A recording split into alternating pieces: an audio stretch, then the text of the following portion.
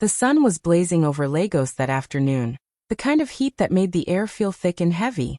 Amara stood at the crowded bus stop, wiping sweat from her forehead. Her white blouse was already sticking to her skin, and her cheap black skirt was slightly faded from too many washes. She clutched her small handbag tightly and tried not to draw attention. When the yellow bus finally screeched to a stop, passengers rushed forward, pushing and shoving. Amara squeezed her way inside, careful not to tear her clothes. The conductor shouted, "Enter with your change." "Oh, no time." She handed him her fare, but he looked at her suspiciously. "Madam, this money short." "Oh," he barked. "It's correct," Amara said softly. "Naili. You day cheat me," he snapped, his voice loud enough for everyone to hear. The other passengers turned to look. Some smirked, others laughed. Amara felt her cheeks heat up. She quickly gave him the extra coin, whispering, "Keep the change." As the bus jolted forward, she sat near the window, eyes fixed outside, trying to disappear. The streets of Lagos rolled past, the noise, the dust, the chaos, all part of her daily struggle. Then, at the next traffic stop, a shiny white car pulled up beside the bus. Music blasted from it. Laughter filled the air. Amara turned her head and froze. Behind the wheel was her older sister, Chisholm, glowing, stylish, and confident. She wore designer sunglasses, her hair perfectly styled. Two of her friends sat beside her, also laughing. Chisholm noticed Amara immediately. A slow, teasing smile spread across her lips. She rolled down her window and shouted over the traffic noise, "Ah, see my sister. Still hustling in Danfo like a commoner." Her friends burst into laughter. Even some passengers inside the bus joined in. The conductor, now suddenly friendly, joked, "Na so ebo, Sister Don Blow. But this one still day manage bus." Amara's heart dropped. Her face burned. She looked down at her hands, unable to meet anyone's eyes. She wanted to vanish. Chisholm blew a kiss mockingly before speeding off, the car disappearing into the traffic, leaving behind only laughter and dust. Amara stared after her, silent. Her chest tightened, not just with anger but deep humiliation. The words echoed in her head, "Still hustling in Danfo like a commoner." She turned her face toward the window again, her reflection faint in the glass. Quietly, she whispered to herself, "One day she'll hide her face when she sees me." As the bus rattled forward, her eyes glistened, but her jaw was firm. Somewhere inside that pain, something hard and determined began to grow. Amara and Chisholm grew up in the same small house in a quiet Lagos neighborhood. Their mother, Mama Rose, was a strong woman who sold vegetables in the market to feed them. She woke up before dawn every day, carrying heavy baskets on her head, just to make sure her daughters never went hungry. Life wasn't easy, but she did her best. From a young age, people always noticed Chisholm first. She was lighter in complexion, full of confidence, and loved attention. Everyone called her fine girl. She knew how to smile and make people like her. Amara, on the other hand, was darker, quieter, and always the one doing the chores or helping their mother count money from the market. She was the responsible one, the one who cooked, cleaned, and studied late into the night under the dim light of a kerosene lamp. Mama Rose loved both her daughters, but even she sometimes made small comments that hurt Amara. "Chisholm, you should model, see how fine you are," she would say, smiling proudly. Then she'd turn to Amara and say, "You, my dear, make sure you finish school. You have sense." Amara would smile politely, but deep inside, she wished someone would see her beauty too, not just her hard work. As the years passed, the difference between the sisters grew wider. Chisholm started hanging out with rich friends. She stopped helping at the market. Soon, she left home altogether. Rumors spread that she was dating wealthy men who bought her expensive clothes and phones. On social media, she looked like a celebrity, always posting pictures at restaurants, clubs, or beside fancy cars. Her followers admired her. Meanwhile, Amara stayed home, finished her studies, and got a small office job. She earned just enough to pay her rent and send something to her mother every month. Her life was simple. The same route to work every morning, the same bus ride home, the same small meal before bed. Her apartment was tiny, one room and a kitchen corner. But it was neat, filled with little touches of care. Folded clothes, a vase of fake flowers, and a framed photo of her and Mama Rose. Her best friend, Eshe, lived nearby. Eshe was cheerful, talkative, and always tried to make Amara laugh. One evening, as they sat outside their building eating roasted corn, Eshe looked at her and said, "You worry too much. You're doing fine, my friend. One day your story will change." Amara smiled weakly. "Sometimes I just feel invisible, Eshe. Like no matter how hard I work, nobody sees it." Eshe nodded. "Let them look away now. They'll look up one day." Amara wanted to believe that. She often sat by her small window at night, thinking about her dreams. She wanted to start her own business someday. Maybe something that would help young women like her. Women who worked hard but never got the chance to shine. But reality was harsh. Her salary barely covered her rent and her mother's medication. Every month something new came up: bills, food, transport. Still, she kept saving a little. Her dream was small, but it was alive. Then there was her mother, the one constant light in her life. Mama Rose prayed every night for her daughters. She often said, "God will lift you, my child. Don't let your sister's life distract you." But sometimes even her mother's words couldn't ease the pain. Everywhere Amara went, people compared her to Chisholm. "Ah, your sister is doing well. I saw her on Instagram. She's living the life." Amara would smile and say, "Yes, she's doing fine," though each word felt heavy. At work, she was quiet and respectful, always the one who arrived first and left last. Her boss rarely noticed her efforts, but her co-workers liked her for her kindness. She never gossiped or showed off. She was the kind of woman who carried her struggles silently, hiding her tears behind polite smiles. Sometimes, late at night, she scrolled through Chisholm's social media. Her sister looked so happy, laughing in designer dresses, traveling abroad, posing in front of luxury cars. Amara's heart ached, not just with jealousy but sadness. She missed the Chisholm who used to share a bed with her, whispering dreams in the dark, before life pulled them apart. But beneath that quiet sadness was something stronger, a slow-burning fire. Amara was tired of being looked down upon, tired of being the one people pitied.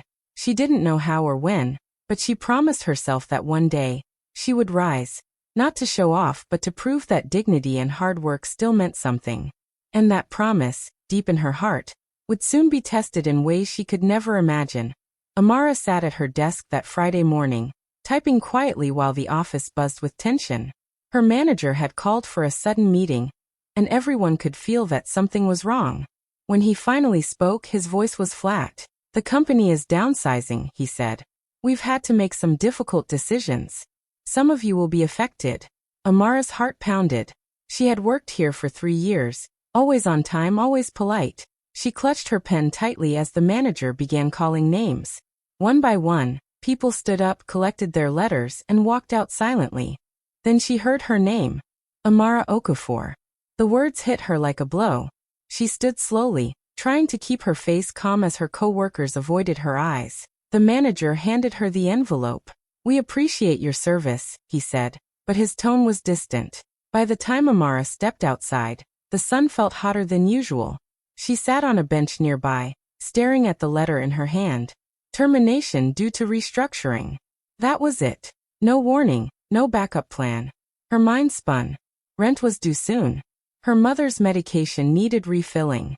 She had little savings left. For a long time, she just sat there, her chest tight with helplessness. Finally, she took out her phone and called the one person she hoped could help, her sister. "Chisholm, please, I just lost my job," Amara said, her voice trembling. "Do you know anyone who could help me find something?" There was a short silence. Then Chisholm laughed lightly. "Ah, Amara, maybe it's time you stop all this struggling. Just marry a man with money. Hard work doesn't pay in this country." Amara froze. "You're serious?" she asked quietly. "Of course," Chisholm said. "See me, I don't stress. You're always forming independent woman. Look where it got you." Amara's throat tightened. "Goodbye, Chisholm," she said softly and ended the call. She sat there for a long while, her phone heavy in her hand. The humiliation burned, but beneath it was a rising anger. Not just at her sister, but at life itself. She wiped her tears and whispered to herself, "I will not beg again." That night she couldn't sleep. Her mind kept turning, searching for a way forward. Then, while scrolling through her phone, she saw something. A post about a women empowerment business grant. It was for young women with ideas to start their own businesses. Her heart raced. She read every word carefully. Deadline in 2 weeks. An idea began to form. She had seen how small delivery businesses were growing fast in Lagos, bikes and vans helping people move goods. But most of them were run by men. What if she started one for women by women? Safe, professional, and empowering. By morning, she was already writing notes, sketching plans on old papers. She didn't have money or experience, but she had vision. She spent her days researching, her nights writing and rewriting her proposal. When she told her friend Eshe about it, Eshe's eyes widened. "You sure this is possible, Amara?" Amara smiled faintly. "I have to try. I can't sit and do nothing." But not everyone was supportive. Her mother was worried. "Business is not easy, my child. You need money, you need people," she said gently. "I know, Mama," Amara replied. "But I believe in this." Even at the cyber cafe where she went to print her forms, people laughed when they saw her papers. "You think they'll pick you?" one man said. "Those grants are for people who already know big men." Amara ignored him and kept typing. A few days later, as she submitted her application online, she felt a small spark of hope. But her relief didn't last long. That evening, while scrolling through social media, she saw a post from Chisholm.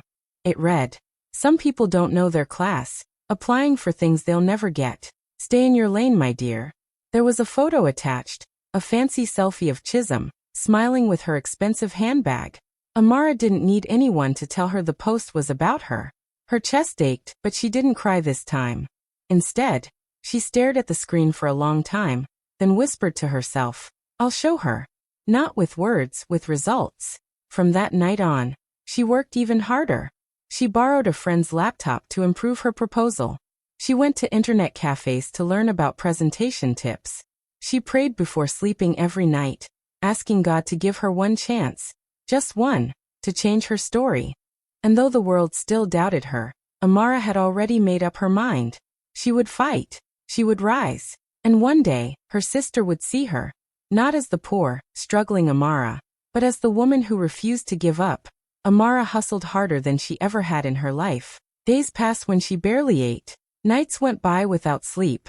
She spent every waking hour working on her business idea, rewriting her proposal, watching tutorials on business planning, and preparing answers for questions she might be asked. Her small room was filled with scattered papers, empty cups of tea, and tired hope. She couldn't afford data anymore, so she sold her phone to buy internet time at a cafe. Each day she walked long distances to save transport money, her legs aching but her spirit refusing to give up. Sometimes she stood outside fancy offices, watching women in neat suits walk in and out, wondering if she would ever be one of them. But then she would close her eyes and whisper, "One day." Weeks turned into months. Finally, one morning, an email arrived. She was shortlisted for the final interview for the Women Empowerment Grant. Amara couldn't believe her eyes. She screamed and jumped with joy, tears rolling down her cheeks. She ran to her mother's small apartment to share the news. Mama Rose hugged her tightly. "My child, I told you your time would come." They danced together in the small living room, laughing with relief and hope. For once, the future looked bright. But fate wasn't done testing her. Just a few days before the interview, Mama Rose suddenly fell sick. It started with a cough, then fever, then weakness that left her unable to move. Amara rushed her to the hospital, but the doctor's words broke her heart. "She needs admission immediately. The tests and medication will cost at least 50,000 naira up front." Amara froze. 50,000. She didn't even have 5. She begged the doctor, "Please, I'll pay later. Just start treatment." But the doctor shook his head gently. "I'm sorry. Hospital policy."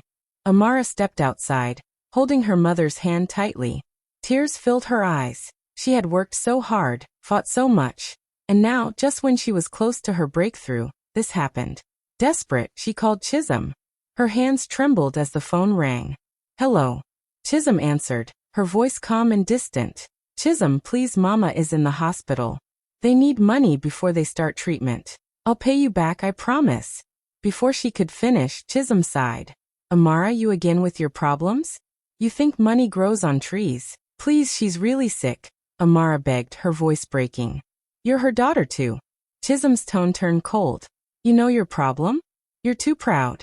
Always trying to prove you can do everything yourself. Your stubbornness is your curse." Amara's breath caught. Chisholm, how can you say that? Mama could die. There was silence for a moment. Then Chisholm said sharply, I can't help you. I'm busy. And hung up.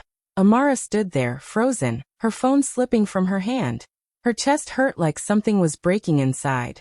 She sank to the hospital floor and cried until her whole body shook. She's heartless, she whispered through tears. My own sister heartless. Later that evening, Eshe rushed to the hospital after hearing the news. She found Amara sitting by her mother's bed, eyes swollen from crying. I'll help you, Eshe said firmly. Don't worry. Amara looked up weakly. Eshe, I can't let you. Sure. You'd do the same for me, Eshe said, pressing some folded notes into her hand. It's not much, but it's a start. We'll find the rest. Together, they went around asking neighbors, friends, and old coworkers for small loans. Amara even pawned her last piece of jewelry, her father's old wristwatch. Piece by piece, they gathered enough for the hospital deposit. Mama Rose was admitted, and the doctor began treatment. Amara stayed by her side every night, sleeping on the hard hospital bench, holding her mother's hand, whispering prayers. Then came the morning of the interview. Her eyes were swollen from lack of sleep. She had nothing new to wear, only her old blouse and skirt, washed and ironed carefully. Her shoes were worn out, the soles almost thin, but she polished them anyway. Before leaving, she kissed her mother's forehead. I'll make you proud, Mama, she whispered. She arrived at the big conference hall, heart pounding. The other finalists looked polished and confident, women with makeup, heels, and shiny handbags. Amara felt small, but she lifted her head high. When it was her turn to enter, she took a deep breath and walked in. The judges, 3 women and 2 men, sat behind a long table, their faces serious. Good morning, Amara said softly, forcing a smile. Good morning, Miss Amara, one of the judges said. Tell us about your business idea. Amara clasped her hands together. My idea is a logistics company, but not just any company. I want to build a service run by women for women.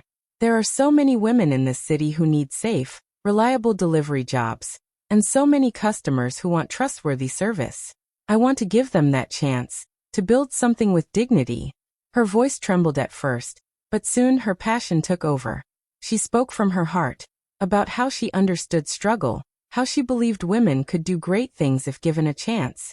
She told them about her late nights, her sacrifices, and her dream of giving others opportunities she never had. When she finished, the room was silent for a moment. Then one of the judges nodded slowly. Thank you, Amara. That was inspiring. She smiled faintly and stepped out, her knees shaking. Outside, she breathed deeply, tears threatening to fall again. Not from sadness, but from relief. She had done her best. Still, as she waited for the results, doubt crept in. The other candidates looked so much more powerful, so much more connected. She had nothing, no fancy clothes, no big name, no backing.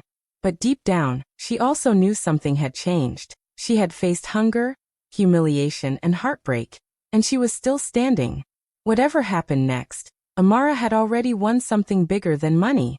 She had found her voice, her courage, and the strength to keep believing, even when the world gave her every reason to stop. Weeks later, Amara was walking home from the hospital when her phone rang. The number was unfamiliar. She almost didn't answer, but something told her to pick up. Hello, is this Miss Amara Okafor? A woman's voice asked politely. Yes, this is Amara, she replied, her heart suddenly racing. Congratulations, Miss Amara. You have been selected as one of the winners of the Women Empowerment Grant. Amara stopped in the middle of the road. For a second, she couldn't breathe. I won, she stammered. Yes, ma'am. You'll receive your funding and training details by email today. Please check your inbox. Her knees went weak. She sank to the nearest bench, tears filling her eyes. After everything, the hunger, the sleepless nights, the shame, she had finally made it. Thank you, God, she whispered again and again. Thank you. She ran straight to the hospital to tell her mother. Mama Rose's eyes filled with tears as she held her daughter's hand. I knew it, my child, she said, smiling weakly. God never forgets the one who works with a pure heart. Amara hugged her tightly, crying and laughing at the same time. For the first time in a long while, the world felt bright again. But while her life was rising, Chisholm's world was falling apart. The news broke suddenly. Chisholm's rich boyfriend, the man who gave her all her cars, clothes, and apartment, had been arrested for a fraud scandal involving millions of naira. The story spread like wildfire across social media. Reporters shared pictures of him being taken away by the police, and people began mocking Chisholm online. Comments flooded her posts. So she was enjoying stolen money. Where are all your designer bags now? Fake life always ends badly. One by one, her so-called friends stopped picking her calls. Her bank accounts were frozen, her luxury apartment locked, and her cars seized as part of the investigation. Within days, Chisholm went from living like a queen to being completely broke. She tried to reach out to people, but no one wanted to be seen helping her. Lagos, the same city that once praised her, now turned its back on her. Meanwhile, Amara's journey had just begun. With the grant money, she started her logistics company, small but full of hope. She called it Her Move Logistics. She began with one small van and 2 young women she trained to drive and handle deliveries safely. At first, business was slow. Some clients didn't take her seriously because she was a woman. But Amara was patient. She treated every customer with respect and made sure deliveries were always on time. Slowly, people began to notice her reliability. Within months, she got more clients, small businesses, shops, and even offices. She expanded to 2 vans, then 3.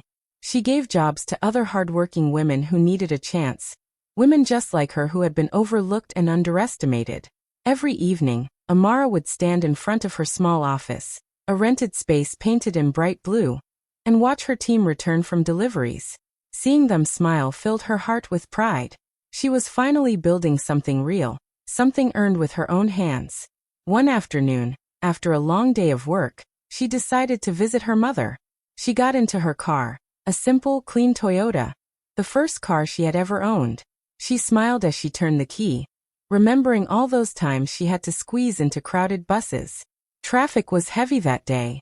As she waited at a red light near a busy junction, her eyes caught something on the side of the road. A woman was walking slowly, holding a small nylon bag, her clothes plain and worn. Her hair looked unkempt, and her once flawless skin now looked tired. Amara blinked, unsure at first. Then her heart stopped. It was Chisholm. For a moment, the world went quiet. Chisholm glanced up. Their eyes met. There was no laughter, no pride left in Chisholm's face. Only shame. She looked down quickly, pretending not to see her sister. Amara's hands tightened on the steering wheel. Memories rushed back. The laughter from the bus that day, the mocking words, the humiliation. She could almost hear Chisholm's voice again. Imagine my sister still hustling in Danfo like a commoner. Now their roles had reversed. Amara's car was cool and comfortable. Chisholm stood in the heat, trying to hide her face from people who used to admire her. For a few seconds, Amara thought of stopping, maybe rolling down the window to say something. But then she took a deep breath. She didn't need revenge. Life had already spoken for her. She gently pressed the horn, not loud, not mocking, just a soft sound, and then drove forward. As her car moved on, she caught a glimpse of Chisholm in the rearview mirror, standing still, her head bowed, as traffic swallowed the moment. Amara didn't smile or cry. She just breathed deeply and whispered, "Thank you, God, for giving me peace." That day marked a quiet victory, not just over her sister, but over every person who had ever looked down on her. She had risen, not by luck or shortcuts, but by faith, hard work, and dignity. And for the first time, Amara felt truly free. Months later, Amara's company was featured on national TV. The program was about young entrepreneurs who were changing lives. The camera showed her standing proudly in front of her 3 delivery vans, all painted in bright blue with the name Her Move Logistics on the side. Amara wore a simple white shirt and jeans, her hair neatly tied back, but her face glowed with confidence. The interviewer asked, "Amara, what inspired you to start this business?" She smiled and said, "I started because I wanted women like me to have a chance. Many women are hardworking but don't get opportunities. I wanted to change that." Her words were calm, but full of strength. The reporter nodded with admiration as Amara added, "We started small, but today, we employ over 10 women. And we're still growing." Back at home, Mama Rose sat on the couch, watching her daughter on TV. Tears filled her eyes as she clasped her hands together. "That's my child," she whispered proudly. "That's my Amara." Her neighbor, Mama Ige, walked in carrying a tray of food. "And, Mama Rose, your daughter is on TVO," she shouted excitedly. "See how fine and confident she looks. God has truly done it for her." Mama Rose smiled through her tears. "Yes, he has," she said softly.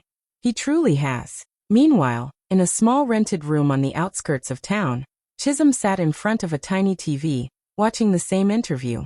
The sight of her sister, calm and respected, hit her deeply.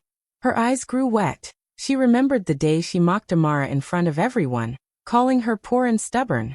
She remembered how she had once laughed at her sister's simple clothes. Now it was Amara's name that people praised. Her story was being shared online as an inspiration. Chisholm lowered her head. "I was so blind," she whispered. "So proud." A few days later, Chisholm decided to visit home. She was nervous the entire journey. Her once glamorous life was gone. No car, no designer bags, no fancy perfume. She wore simple clothes and carried a small bag.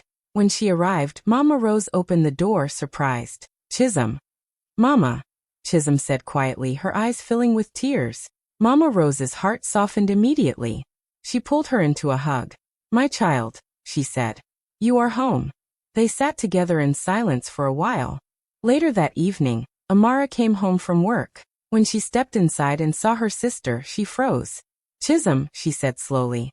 Chisholm stood up, her eyes red. "Amara, I came to see you." There was a long silence between them. The memories of the past, the mocking, the laughter, the pain, hung heavy in the air. Finally, Chisholm spoke, her voice trembling. "I'm sorry," she said, "for everything. I looked down on you. I thought your way was foolish. All that struggle, all that patience. But now I see it wasn't foolish at all. It was courage." Amara didn't speak for a moment. She just looked at her sister.